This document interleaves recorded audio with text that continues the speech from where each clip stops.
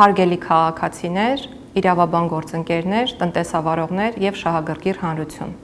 Վերջերս Արդարադատության նախարարությունը շրջանառեց վարչական դատավարության օրենսգրքում փոփոխություններ կատարելու մասին նախագիծը, որը մեդիա դաշտում եւ սոցիալական հարթակներում բուռն քննարկումների առիթ դարձավ։ Այդ քննարկումներն այսօր էլ շարունակվում են եւ շարունակվում են հատկապես պնդումները, թե նախագծով Արդարադատության նախարարությունը նպատակ է հետապնդել ստիպել մեր քաղաքացիներին եւ տնտեսավարողներին վճարել վարչական ակտերով նախատեսված տուգանքները, մինչեւ այդ վարչական ակտերը դատարանում բողոքարկելը կամ վճարել տուգանքները եւ սպասել, թե երբ դատարանը կկայացնի վերջնական դատական ակտ։ Վստահեցնում եմ, որ նման նպատակ չենք հետապնդել եւ օբյեկտիվորեն չենք էլ կարող հետապնդել։ Սիրելի մասնագետ գործընկերներ եւ քաղաքացիներ, հիշեցնեմ վարչարարության հիմունքների եւ վարչական վարույթի մասին օրենքի այն կարգավորումը, ըստ որի դրամական պահանջ կամ տուգանք պարունակող վարչական ակտը դատարանում բողոքարկվելուց հետո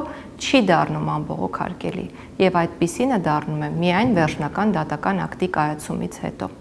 Այսինքն, հայտարարություններն այն մասին, թե նախարարությունը նպատակ է հետապնդել ստիպել քաղաքացիներին կամ տնտեսավարողներին վճարել վարչական ակտերով սահմանված տուգանքները եւ հետո դիմել դատարան, իրականության ուղղակի չեն համապատասխանում։ Այս համատեքստում կարող է հարց առաջանալ, թե ինչ նպատակ է հետապնդում ի վերջո նախագիծը։ Նախագծի նպատակն է պաշտպանել մեր քաղաքացիներին այն անբարեխիղճ անձանց գործողություններից, որոնք վտանգում են հանրային շահերը։ Տուգանքի հետ չկապված մյուս բոլոր վարչական ակտերի պարագայում նախագիծը նախատեսում է հնարավորություն, որպեսզի վարչական ակտի բողոքարկման պարագայում վարչական ակտի գործողությունը ավտոմատ կերպով չկասեցվի։ Այդ վարչական ակտերը կարող են վերաբերել տարբեր ոլորտներում գործունեություն իրականացնող անձանց։ Օրինակ, կարող են վերաբերել առերևույթ անբարեխիղճ ֆինանսական կազմակերպության գործունեության կասեցմանը, առերևույթ անբարեխիղճ սննդի օբյեկտի գործունեության կասեցմանը, առերևույթ անբարեխիղճ շինարարական կազմակերպության գործունեության կասեցմանը եւ այլն։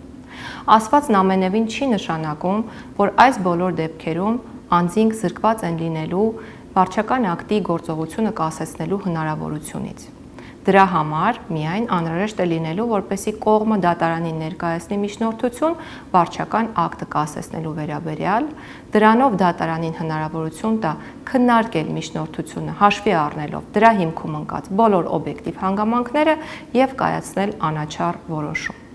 Հարգելի քաղաքացիներ, սա այն երաշխիքն է, որը միտված է բալանսավորելու մասնավոր եւ հանրային շահերը։ Հարգելի գործընկերներ եւ քաղաքացիներ, մենք կարևորում ենք յուրաքանչյուրիդ կարծիքը մեր յուրաքանչյուր, այդ թվում այս նախաձեռնության վերաբերյալ։ Ուստի որոշել եք նախագծի հետ կապված կազմակերպել հանրային քննարկում, որին կարող եք մասնակցություն ունենալ ստորև ներկայացված հղմամբ գրանցվելու պարագայում։ Եղեք իրազեկ։